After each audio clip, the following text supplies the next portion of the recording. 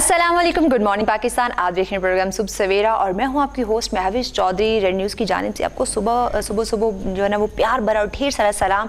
और यकीनन आप लोग ठीक ठाक होंगे, फिट फाट होंगे, खैरियत से होंगे और अपनी फैमिली के साथ अपने दिन जो है वो इंजॉय कर रहे होंगे, क्योंकि मौसम चेंज हो रहा है। जो इतनी ज़्यादा गर्मी थी वो ख़त्म होती जा रही है और सर्द मौसम आ रहा है। और यकीनन आप लोग सोच रहे होंगे कि अब हम जो है ना वो गर्म कपड़े निकाल लें या फिर शॉपिंग पे चले जाए, क्योंकि जब सर्दी बहुत ज़्यादा आ जाती है तो आपको पता है महंगाई बहुत ज़्यादा हो जाती है। और वैसे ही इतनी महंगाई हो चुकी है कि इंसान कहते हैं कि हम खाना खाएं या कपड़े खरीदें या क्या करें, बस इसी जो है ना वो एक कश्मकश का वो शिकार है।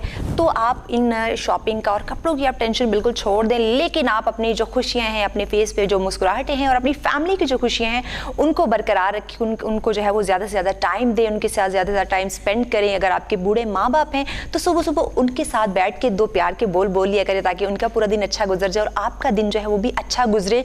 और आपको अगर किसी किस्म की कोई परेशानी है, अगर आप किसी भी परेशानी का शिकार हैं, ऑफिस से रिलेटेड है या आपके कारोबार से या आपके कोलीग से या फैमिली फ्रेंड किसी से भी, अगर आपको कोई मसला है या आपको लग रहा है कि फ़लाँ बंदे से मुझे कोई इशू हो रहा है, तो आप उसके पास जाके वो मसले क्लियर करें। लेकिन अपने अंदर वो चीज़ें रख के, वो बातें अपने अंदर रख के अपने रिश्तों को ख़राब मत करें। और इससे इस तरह आपका न सिर्फ रिश्ता ख़राब होता है बल्कि आपका दिन भी ख़राब गुजर जाता है। तो जाके चीज़ों को क्लियर किया करें, जो कि मैं हमेशा कहती हूँ कि आप कभी भी नेगेटिव ना सोचें, कभी भी नेगेटिव ना रहें, हमेशा पॉजिटिव रहें, पॉजिटिव सोचें। और इस तरह के जो मसले मसाइल छोटे छोटे आपकी ज़िंदगी में हैं, जाके कोशिश करें कि उनको हल कर सके, ना कि आप बैठे रहें कि वो अगला बंदा आएगा मुझसे बात करेगा, वो आके मुझे बताएगा कि हाँ भाई मैं गलत हूँ, तुम सही है, सॉरी ये वो। देखिए एक दूसरे के आप पास जाके गलतफहमियाँ जो है वो दूर करके और सॉरी बोल के आपकी इज़्ज़त कम नहीं होगी बल्कि आपकी इज़्ज़त बढ़ेगी इस चीज़ से। तो कोशिश किया करें कि एक दूसरे के साथ जो है वो अच्छा रवैया रखें, पॉजिटिव होकर रहें, आप पॉजिटिव सोचें।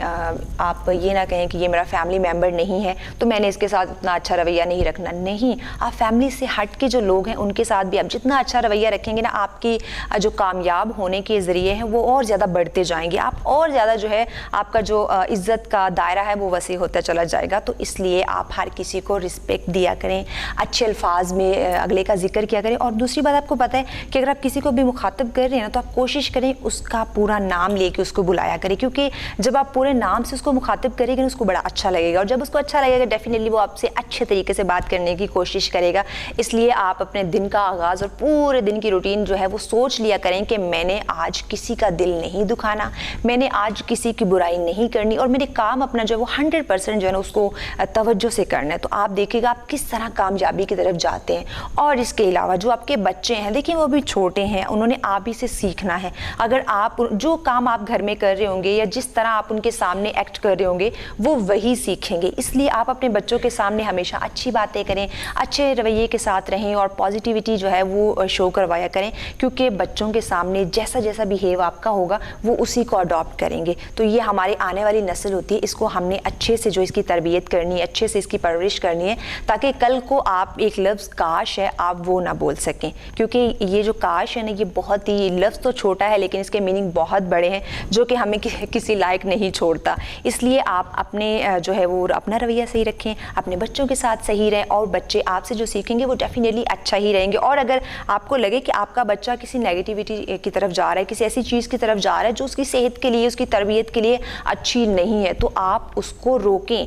ये ना समझे कि मेरा बच्चा भी बड़ा लाडला है, मैंने उसको डांटना नहीं है, मैंने उसको इस काम से मना नहीं करना, वो रोने लग जाएगा। ऐसा नहीं सोचें, आप उसको उस चीज़ से मना करें, डांटें आप उसको, क्योंकि ये उसके आने वाले जो कल होगा, उसको जो मुस्तकबिल, उसका जो फ्यूचर होगा उसमें उसको ये नुकसान दे सकता है। तो इस तरह मैं कोशिश करती हूँ कोई ना कोई अच्छी बात आप लोगों के साथ शेयर कर सकूँ, ताकि आपकी ज़िंदगी जो अगर उसमें कोई मसले मसाइल हैं तो वो दूर हो जाए।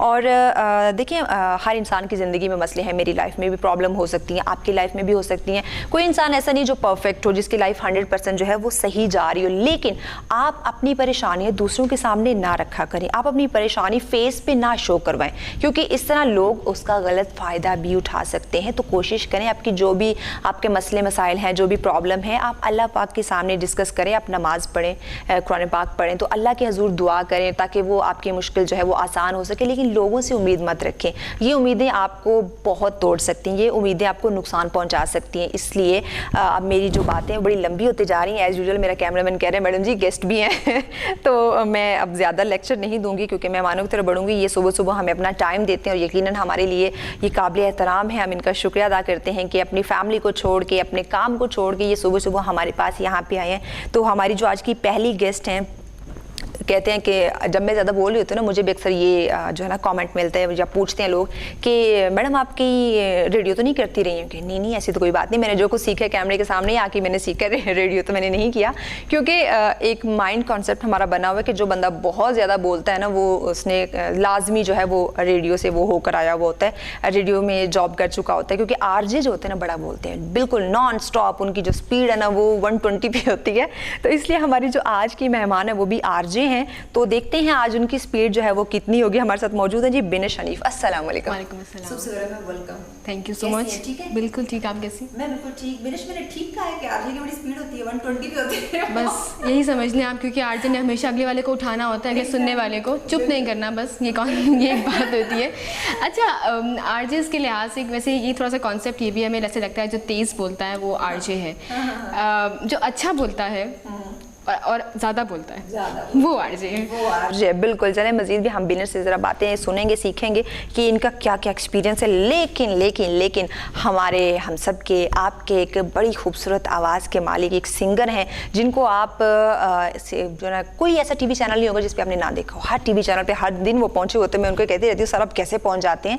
कहते हैं बस महविश क्या करें, काम है हमारा, लोग हमें इज़्ज़त देते हैं, प्यार देते हैं, तो हम उनके प्यार के लिए चले जाते हैं। और एक और बात कि मैं आज ये बात बड़े फ़ख्र से कहती हूँ कि मैं अगर इस स्टेज पे पहुँची हूँ तो इसके पीछे भी उनका एक बहुत बड़ा हाथ है। कहते हैं ना कि इस दुनिया में, इस आजकल के दौर में आपको चांस देने वाला कोई नहीं होता, लेकिन टैलेंट बहुत ज़्यादा, लेकिन चांस देने वाला आपको नहीं मिलता।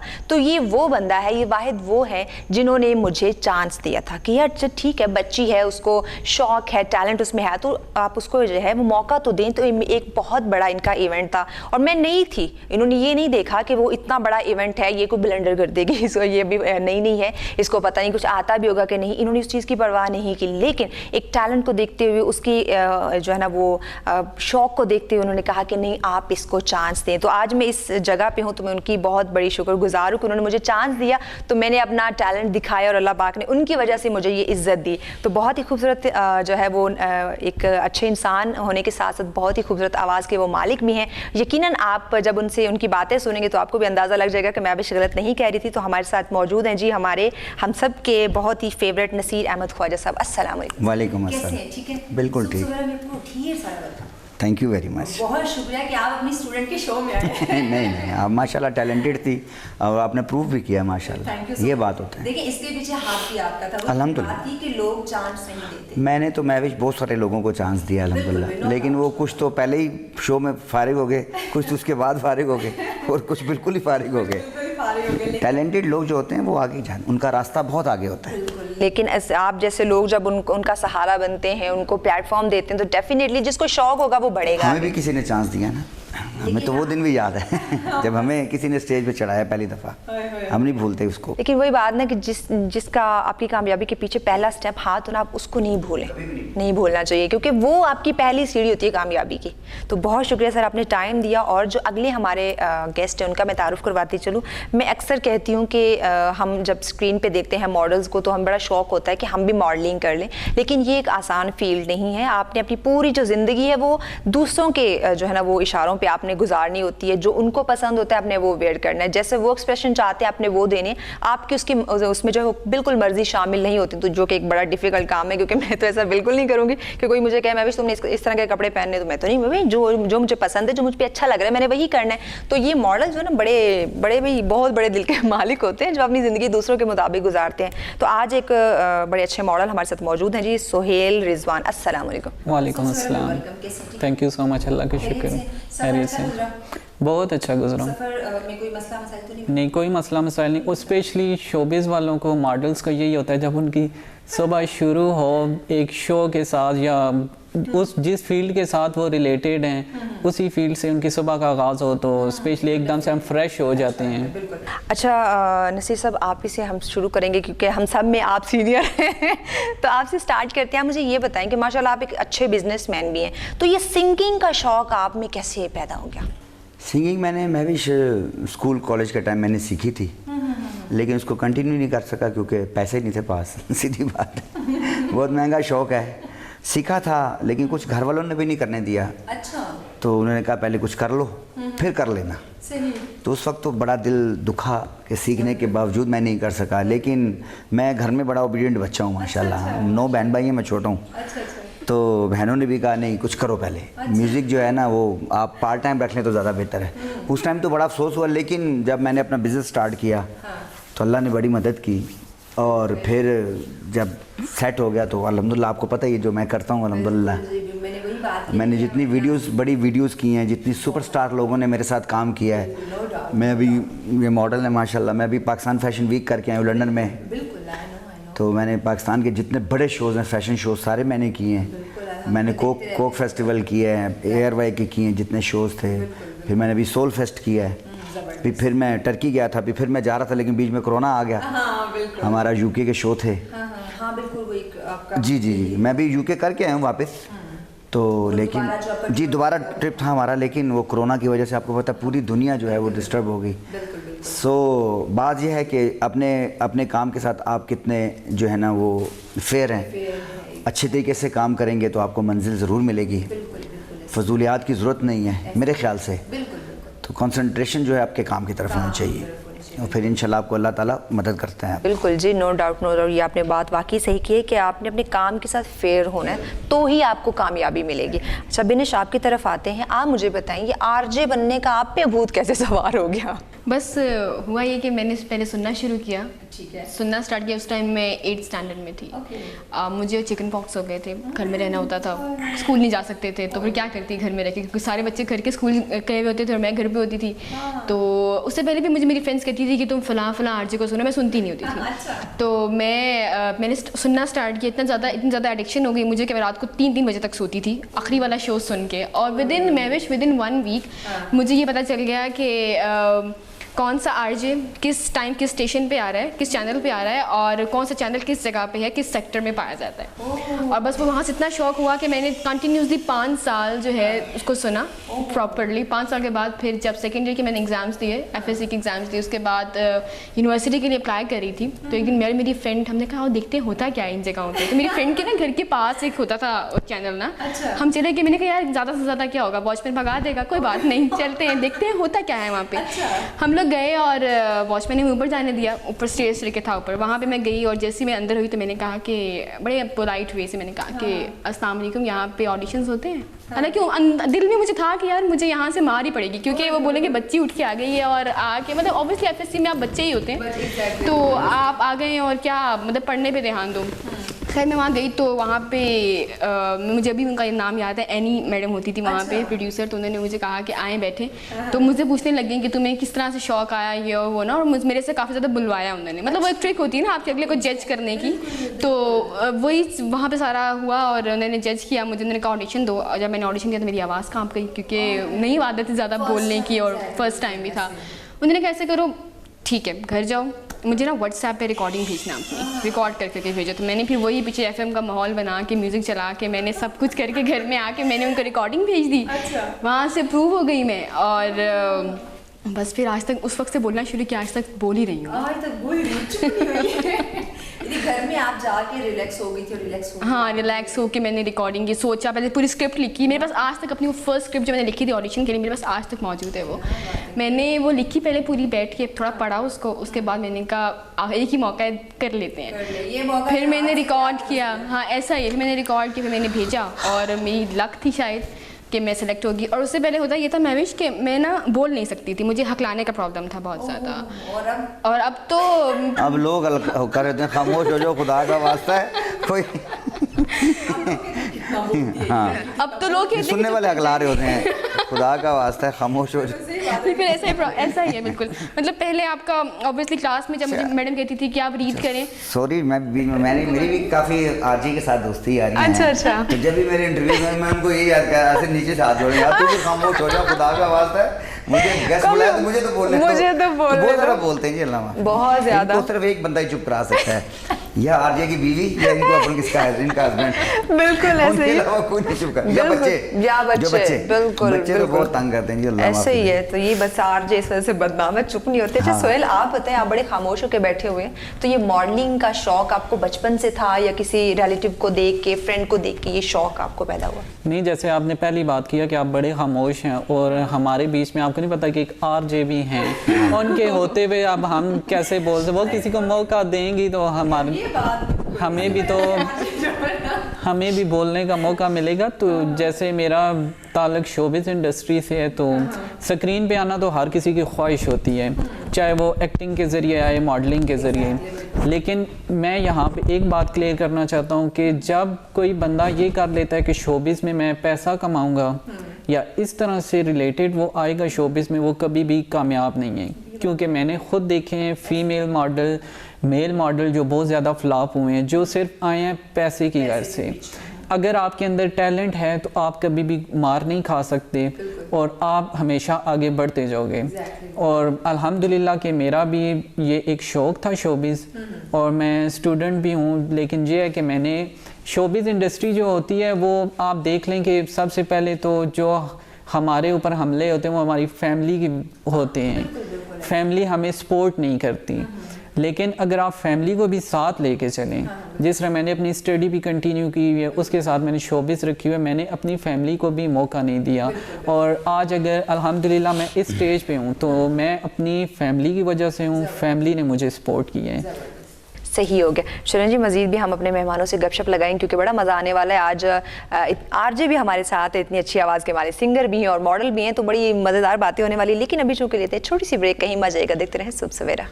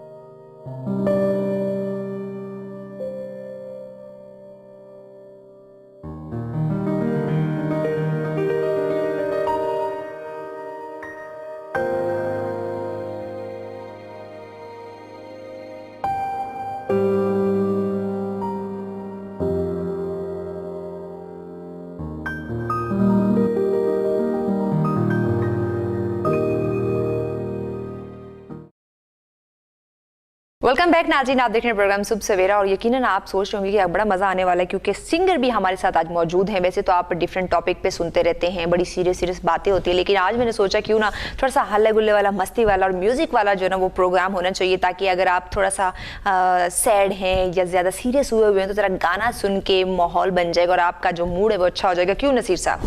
जी बिल्कुल जी, क्योंकि मौसीकी से ना बड़े रूह ताज़ा होती है, सुकून मिलता है, एनर्जी होती है इंसान के अंदर। जी बिल्कुल जी, क्योंकि एटमॉस्फेयर बन जाता है और सुबह सुबह अगर कोई अच्छा सा गाना हो तो फिर तो मज़ा ही आ जाता है। फिर तो मज़े, और फिर आप जैसी खूबसूरत आवाज़ के मालिक सिंगर हूँ तो और ही मज़ा आ जाए। क्यों बेनिश, गाने पसंद है?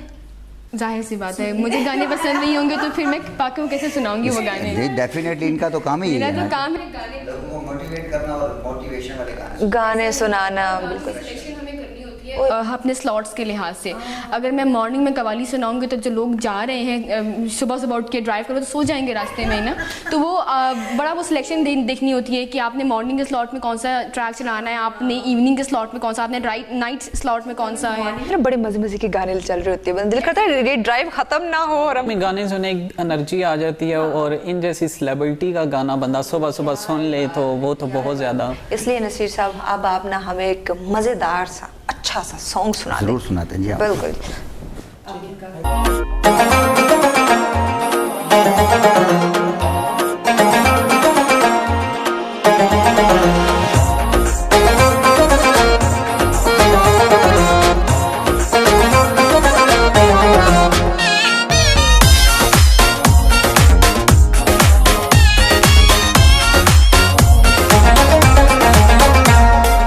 गलियां च रुल गए कंडियां ते रुल गए तेरे बाज सांवली असी थी बेमुल गए गलियां च रुल गए कंडियां ते रुल गए तेरे बाज सांवली असी थी बेमुल गए कदी गल तेरे दा सहार हासे कदी गल तेरे दा सहार हासे मिटिया दे बाहुणे असा यार तुल गए गलियां च रुल गए कंडियां ते रुल गए तेरे बाज सांवली असी थी बेमुल गए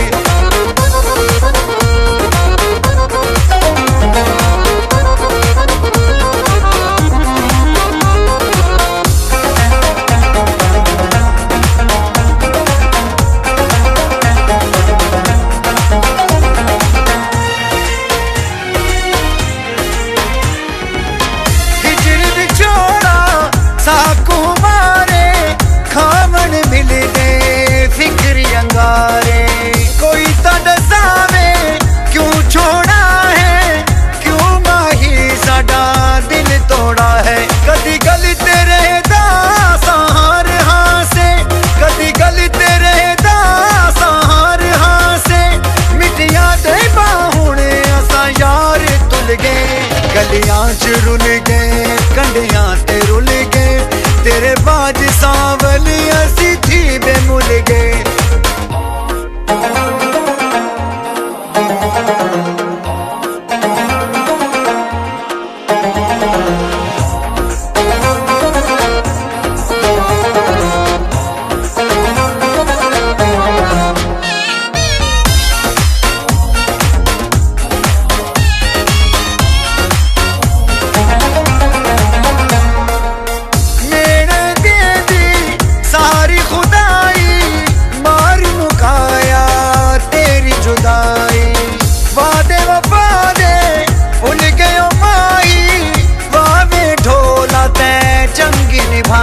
कदी गल तेरे दा सहार हासे कदी गल तेरे दा सहार हासे मिटिया दे बाहुणे असा यार तुल गए गलियां च रुल गए कंडियां ते रुल गए तेरे बाज सांवली असी थी बेमुल गए क्या बात है जी, क्या बात है नसीर साहब, आपकी आवाज़ माशाल्लाह और म्यूज़िक फिर ओहो वाकई सुबह सुबह बंदे में एनर्जी आ जाए। ये गाना था मैंने भी लास्ट पहले तो मैंने पंजाबी एल्बम की थी पूरी, अभी मैंने एक सराइकी एल्बम की। मुझे लोगों ने कहा ख्वाजा साहब आप सराइकी नहीं गाते, मैंने कहा मैं ज़रूर गाऊंगा। मैंने उर्दू भी गाया, उर्दू गाया, जब मुझे लोगों ने कहा तुम पंजाबी नहीं गाते, फिर मैंने पंजाबी गाया। फिर लोगों ने मुझे कहा यार ख्वाजा साहब आपने सराइकी नहीं गाया, फिर मेरा छल्ला गाना था। अभी ये गाना था, इसका बोल थे कि गलियां च रुल गए कंडियां ते रुल गए तेरे बाज सांवल असी थी बेमुल गए कदी गल तेरे दा असी हार हासे मिट्टियां दे भां हुण तेरा यार तुल। ओए होए होए होए होए, अब लोग कहेंगे कि नसीर साहब आप कोई पश्तो एल्बम कर रहे हैं। किया अभी गुल हबीबी जिसमें हाँ पश्तो में मैंने किया है, उसकी मैं खुशबू खान थी मेरे साथ, बहुत बड़ी। आपने हर बड़ी जो ना एक्ट्रेस के साथ आपके एल्बम आए हैं, और अगर देखें तो पिछले दिनों एक आपका जो आया था म्यूजिक जिसमें पूरी स्टोरी थी और खून में लथपथ और पता नहीं क्या क्या आपके साथ हरबे हुए थे। असल में वो गाना था फुलेखे, वो हमने एक बहुत बड़ा स्टोरी बोर्ड किया, फिर उसके अंदर हमें मॉडल्स जो थी वो हमें एक बहुत सीरियस किस्म की मॉडल्स चाहिए थी। फिर हमने जिया अली से बात की, वो सुपरस्टार, आपको पता है वो कितनी स्टार है, तो जिया से मैंने बात की, बड़ी अच्छी दोस्त थी मेरी, तो फिर कराची से उनको बुलाया हमने। उनके ये शूट लाहौर में हुआ था, पप्पू सम्राट ने इसको कोरियोग्राफ भी किया था। पप्पू भाई ने मेरे 3 गाने उस वक्त मेरे साथ किए थे, नचदी स्लिप करती, उसमें माही शाही को हमने लिया।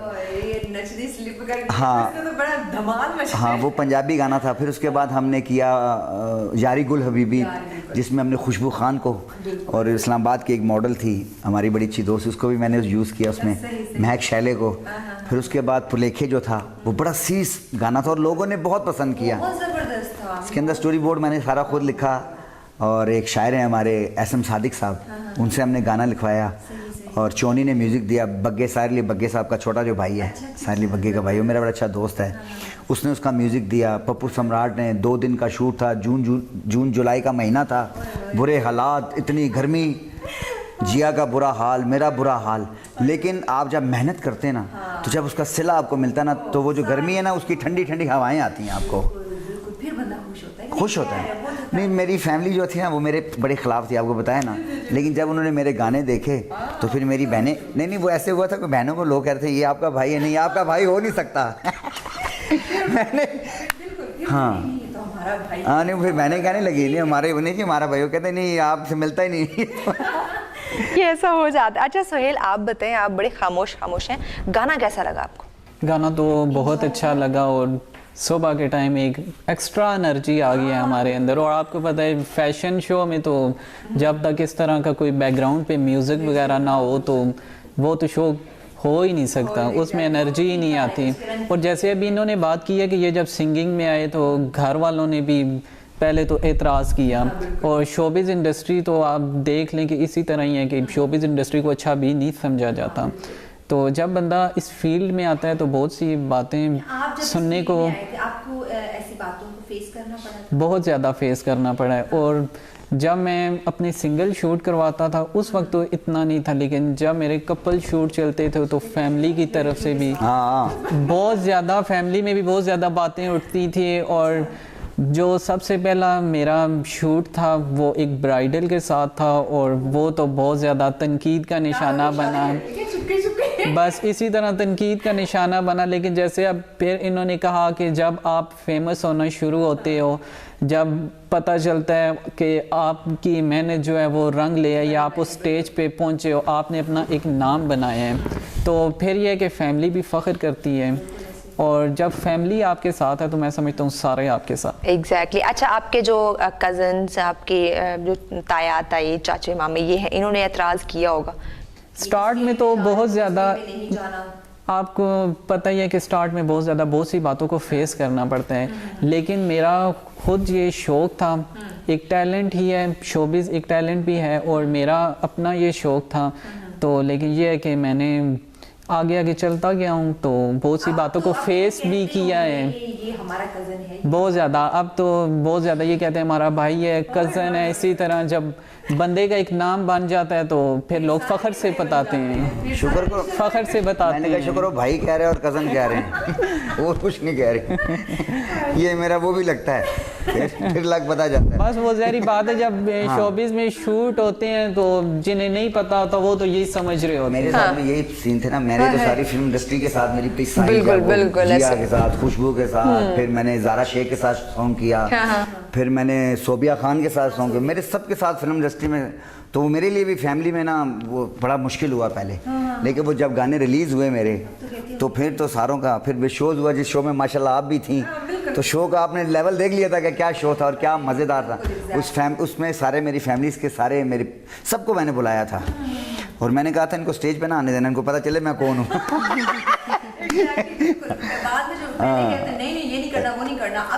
हाँ, उस वक्त तो सारे पिक्स ले रहे होते हैं और इतनी आपके सामने कितनी दुनिया थी उसमें शोज़ के अंदर, लाखों में दुनिया थी। हमें अपनी कामयाबी उस वक्त नज़र आ जाती है जब लोग हम पे तनकीद करते हैं। असल कामयाबी हमारी वही होती है जो लोग हम पे तनकीद करते हैं। भिनिश, आपकी तरफ आते हैं। मैंने आपको इसलिए पहले नहीं छेड़ा, इनका टाइम खत्म हो जाना था, हमने बातें शुरू।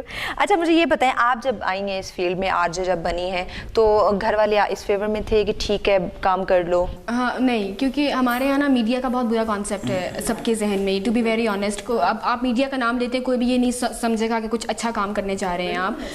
इधर वो रेडियो है, वो टीवी है, कोई भी है, कुछ भी है, मीडिया को अच्छा नहीं समझा जाता। तो उस टाइम शुरू में मुझे भी बहुत डांट पड़ती थी कि नहीं करना, नहीं जाना। एक टाइम ये आ गया था कि मैं अकेली एक तरफ थी, पूरी फैमिली एक तरफ थी। लेकिन मैंने कहा कि मैंने तो ये कहा कि मैंने तो करना है, जब करना है तो करना है। तो फिर जब मैंने स्टार्ट किया करना तो उसके बाद आहिस्ता जब सब घर वालों ने सुनना शुरू किया, उनको मैंने बताया कि चेहरा तो नज़र नहीं आता, सिर्फ आवाज़ सुनाई देती है, सॉरी। तो फिर जब उन्होंने सुना, घर वालों ने अप्रिशिएट करना शुरू किया। आहिस्ता पूरी फैमिली मेरी जितनी भी है, ख़ानदान में कह दूँगी पूरा, सबको पता है कि मैं रेडियो पे आती हूँ और कोई इस चीज़ को बुरा नहीं समझता कि रेडियो पे है या फिर मीडिया का कॉन्सेप्ट आपने बदलना है लोगों के साइड में। क्योंकि नो डाउट कि यहाँ पे कुछ इस तरह की हमारे यहाँ पे चीज़ें हैं जो कि अगले को बहुत बुरी लगती हैं। और ये मेरा मानना है बिनिश के, सॉरी आपकी बात काट रही हूँ, कि सिर्फ शोबिज़ या मीडिया ही नहीं, हर फील्ड में अच्छे बुरे इंसान होते हैं, आपने खुद उनको चेंज करना है, आप पे डिपेंड करता है आप कैसे उस फील्ड को लेके जा रहे हो। बिल्कुल, मैं यही बात कहती हूँ उनसे कि अगर आप खुद ठीक हैं तो दुनिया की कोई भी ताकत आपको ख़राब नहीं कर सकती, आपको बुरा नहीं, आपको स्पॉइल नहीं कर सकती। तो आपका खुद ठीक होना बहुत ज़रूरी है। अल्हम्दुलिल्लाह 5 साल से हूँ मैं इस फील्ड में और आपके सामने है, कभी भी कुछ अल्हम्दुलिल्लाह कुछ बुरा नहीं हुआ मेरे साथ। जिससे मैं ये बात कहूँ कि नहीं यहाँ पे किसी लड़की को आना ही नहीं चाहिए।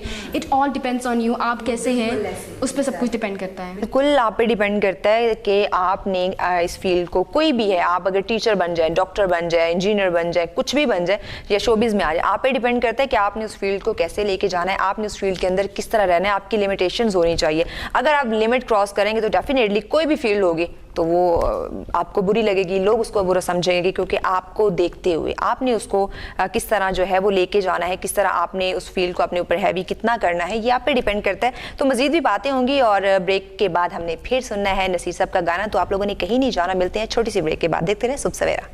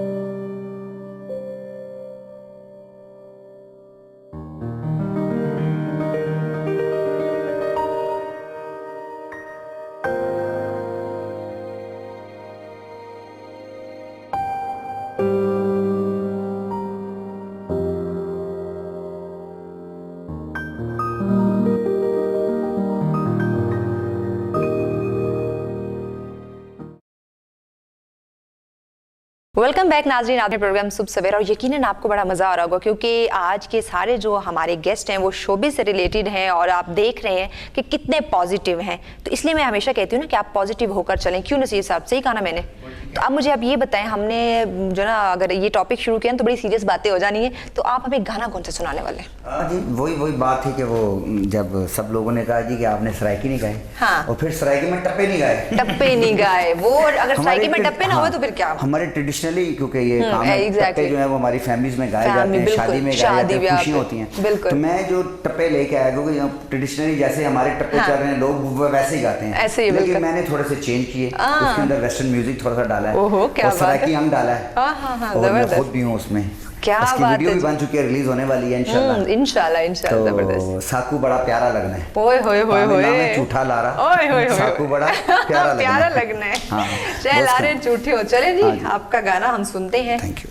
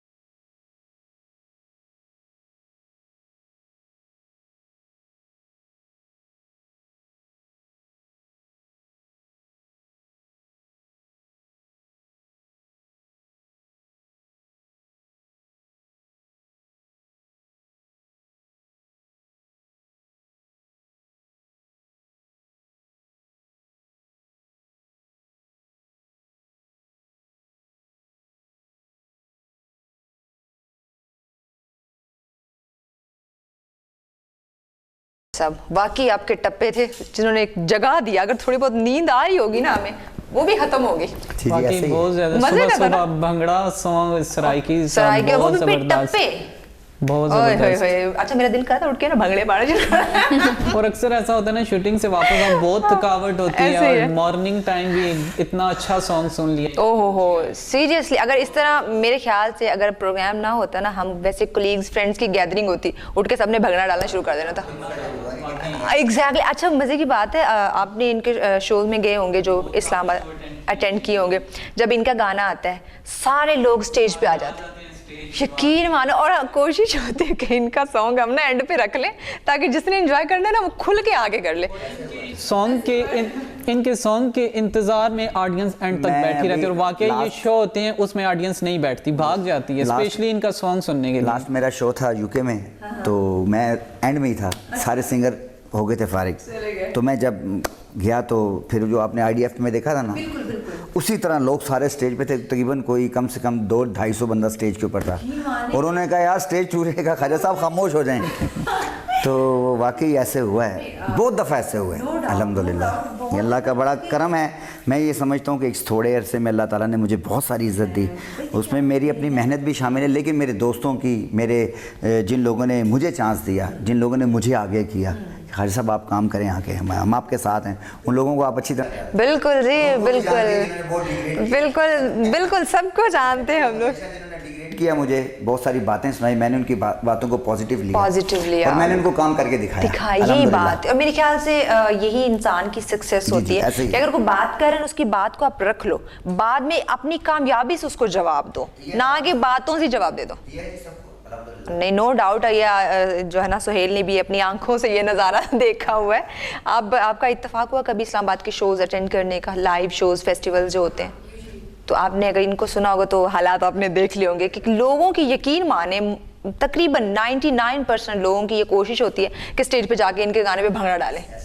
तो ये हम show, live show, fashion shows, festival मैंने बहुत जो है ना इनके अटेंड किए हुए हैं, बस बंदा किसी के शो जो ना ये वो अल्लाह की म्यूजिक बड़ी एंजॉय नहीं करेगा, मेहरबानी लेकिन होती जब है। नसीर ख्वाजा की बारी आएगी और ढोल के साथ हाँ, ये अल्लाह की बड़ी मेहरबानी होती है, ये कम लोगों को ये ऐसे होता है, ये बिल्कुल। ब्लेसिंग होती है। नियत साफ हो तो नियत। रास्ते हमवार Blessings हो होती जाते हैं। नो डाउट, मैं नो ये डाउट। समझता हूँ कि इन 3 सालों में अल्हम्दुलिल्लाह जितने मैंने बड़े शोज के, अभी मैंने जब लास्ट कोक का शो किया था तो मैं खुद भी बड़ा घबराया हुआ था, होता है तो जो इंसान में मेरे- एकदम से, लेकिन आपकी एक कामयाबी हाँ, थी मैं वो। बड़ा घबराया हुआ था, इतना बड़ा स्टेज, कोक फेस्ट, का एक बिल्कुल। पूरा आपके पीछे टैग लगना, टैग लगना, बिल्कुल, तो वो फिर एक छोटी बड़ी- बात नहीं है। हाँ, फिर मेरे उस्ताद जी भी मेरे पीछे खड़े थे। ओए होए, उस्ताद के सामने तो बंदा वैसे ही नर्वस हो जिसका जाता नाम है है। साहिर अली बग्गा, नाम सुना होगा आपने। बिल्कुल जी, बिल्कुल। बग्गा जो है मुझे इस फील्ड में लेके आया। अच्छा, जबरदस्त। हाँ, मेरा यानी कि बड़ा- आपकी कामयाबी के पीछे उनका थोड़ा सा हाथ है, थोड़ा या नहीं, बहुत? पूरा। अच्छा, पूरा हाथ उनके। पूरा हाथ उनका है, मुझे सब जगह पे सही। उन्होंने सपोर्ट किया, सब जगह पे उन्होंने मुझे कैटेगरी भेजा। कोई भी हो, हर बंदे की कामयाबी के पीछे किसी का मुझे हर बड़ा शो बग्गे भाई ने करवाया, जबरदस्त। मैंने कहा, तुम जाओ वहाँ पे, तुम डिजर्व करते हो। जी सर, नहीं बिल्कुल, आप नो डाउट आप करते हैं और आपने करके दिखाया अल्हम्दुलिल्लाह। कि मैं कर सकता हूँ। देखिए, बातें करने वाला आपको हर जगह मिलेगा, लेकिन करने उसका दें जी। जवाब मेरे ख्याल से आप कामयाबी से ही दो करने तो दे, ज्यादा बातें करने दे, अच्छी होती हैं बातें, उनको पॉजिटिव तरीके से लें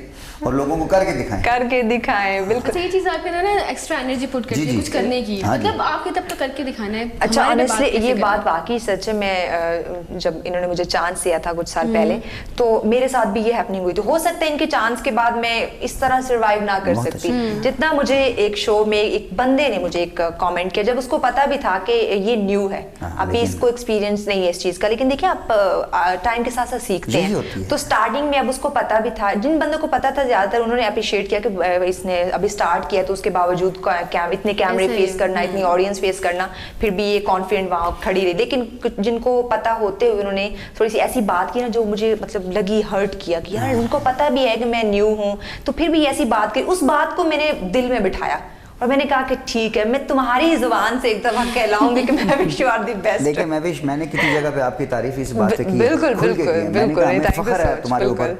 कि अगर हमारे शो के अंदर, वो इतना बड़ा शो था, मेरे ख्याल से बिल्कुल। बहुत कम लोगों को नसीब होते हैं इतने बड़े बिल्कुल, shows मैंने इसी करने। में स्टार्टिंग में बात की तो कि आप वो शो जिस हमने type- आपको इसलिए दिया कि यार आप तो नए न्यू टैलेंट थे और आपका टैलेंट था, बस आपने करके दिखाया वहाँ पे। बिल्कुल, वही सबको बात। हैरान किया आपने और हमें काफी Exactly. परेशान किया आपने। नहीं, मैंने स्टार्ट में वही बात की थी ना कि अब देखें सोहेल लेकिन आपको कोई भी बात अंदाजा नहीं, होगा। यार, हमेशा नए टैलेंट को प्रमोट करना। और यहाँ किया। पे मैं नाम तो नहीं लूंगा, लेकिन शोबिज में या मॉडलिंग में भी बहुत से ऐसे लोग हैं होते जो हैं, नए बिल्कुल। टैलेंट को प्रमोट नहीं नहीं होने होने देते, बिल्कुल बस उनकी ऐसे। यही कोशिश होती है कि बस जो कुछ है हम ही हैं हम और ही हैं। हम ही आगे बढ़ते आगे हैं, जाएं। लेकिन इन्होंने- लेकिन न्यू फेसेस भी होने चाहिए, नए टैलेंट को प्रमोट करना बिल्कुल चाहिए। बिल्कुल ऐसे। लेकिन इस पे देखिए एक और बात भी है, अगर आप कह रहे हैं ना कि आप में अगर स्किल है ना, आपके पास प्लेटफॉर्म बात है। बहुत ज्यादा है, बहुत ज्यादा। आप अपना प्लेटफॉर्म खुद बनाएं, आप बिल्कुल। इंस्टाग्राम देखिए, आप फेसबुक देखिए, आप यूट्यूब देखिए, ये 3 प्लेटफॉर्म आपके अपने हैं। बिल्कुल ऐसे। और मेरा नहीं ख्याल कि एक ऐसी शख्सियत जो टीवी पे अभी बिल्कुल न्यू आ रही है और एक ऐसा बंदा जो कि यूट्यूब पे बहुत मशहूर है, उन दोनों में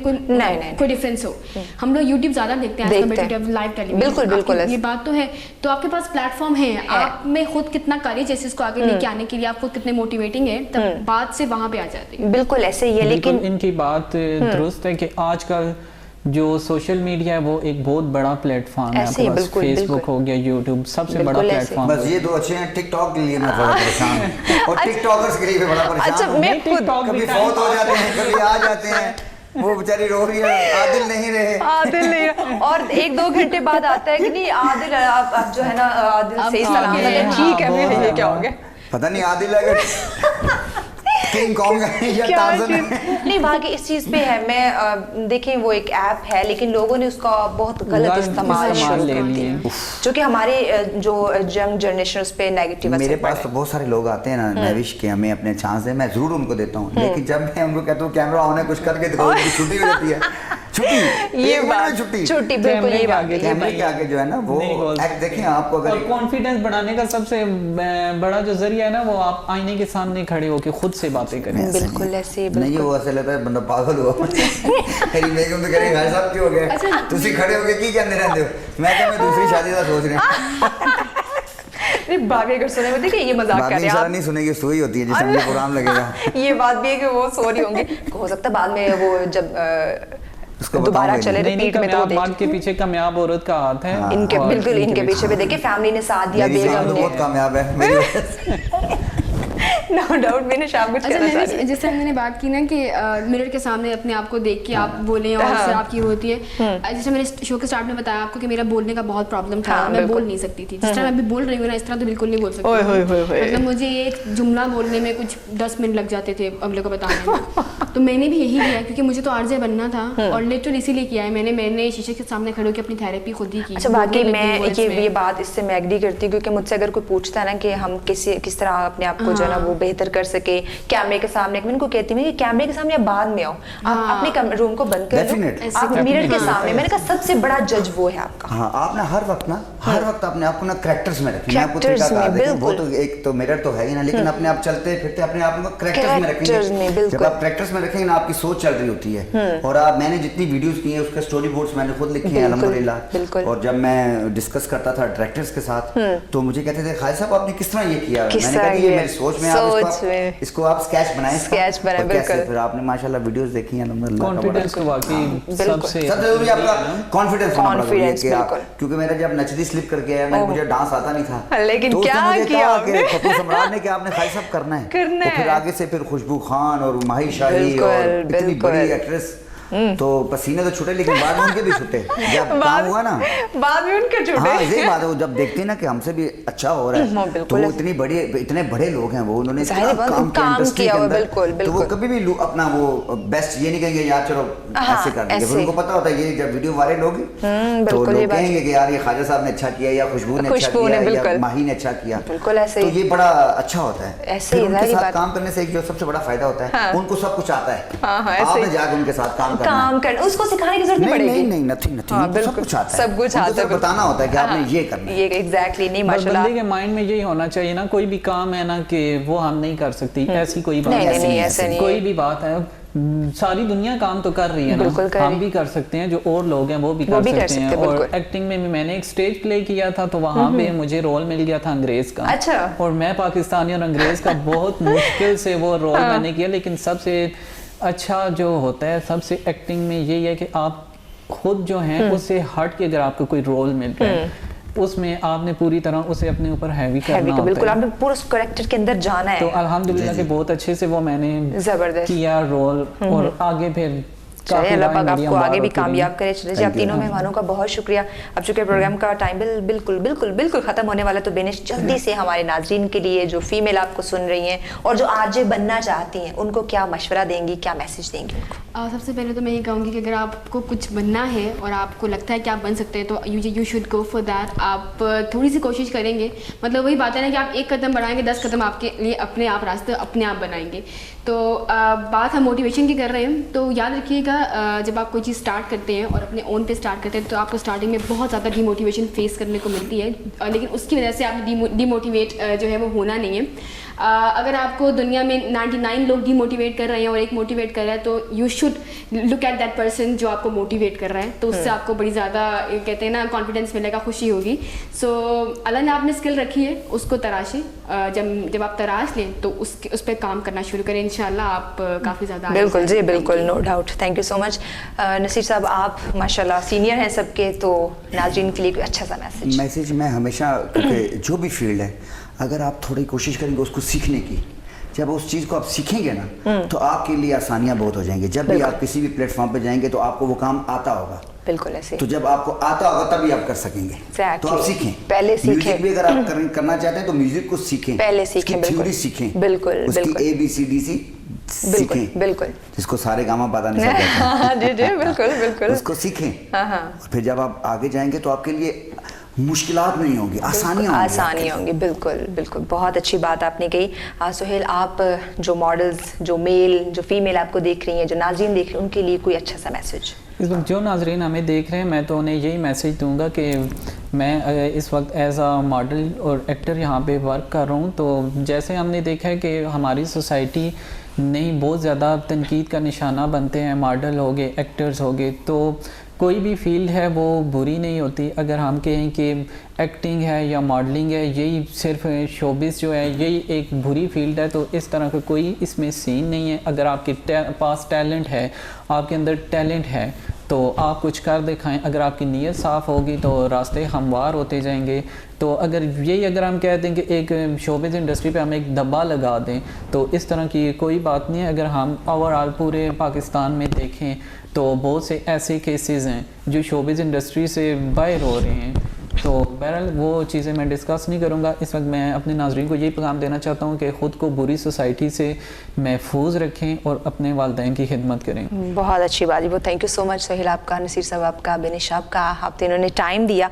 और यकीनन नाज़रीन आपको आज का प्रोग्राम अच्छा लगा होगा और लास्ट पे बहुत ज़बरदस्त मैसेजेस दिए कि अगर आप कुछ करना चाहते हैं तो आप करें। आप बस सोच लें कि मैंने ये काम करना है और उसको सीखें। उसको सीखने के बाद आप जाके जो है ना वो लोगों को दिखाएं, दुनिया को दिखाएं कि जी मैं कुछ कर सकता हूँ, मैं कुछ बन सकता हूँ और मैं बन के दिखाऊंगा आप लोगों को। तो आप लोगों ने ये अगर लोग आपको थोड़ा सा डिमोटिवेट करते हैं तो आपने इस चीज़ को बिल्कुल दिल पे नहीं लेना, आप बल्कि खुश हों कि लगता है मैं इस लायक हो रहा हूँ कि लोग अब मुझे डिस्कस कर रहे हैं, लोग मेरे पे जो है ना वो तनकीद कर रहे हैं। तो इस चीज़ को आप पॉजिटिव लेके चलें तो आप मज़ीद कामयाब होते जाएंगे। और अपना फीडबैक आप हमें लाजमी दिया करें क्योंकि आपके फीडबैक को देखते हुए हम प्रोग्राम लेकर आते हैं। और अभी चूँकि प्रोग्राम का वक्त ख़त्म हो चुका है तो अपना और अपने प्यारों का बहुत सारा ख्याल रखिएगा। अपनी होस्ट में हाफिज़ चौधरी को और रेड न्यूज़ की पूरी टीम को दीजिए इजाज़त। कल तक के लिए अल्लाह हाफिज़।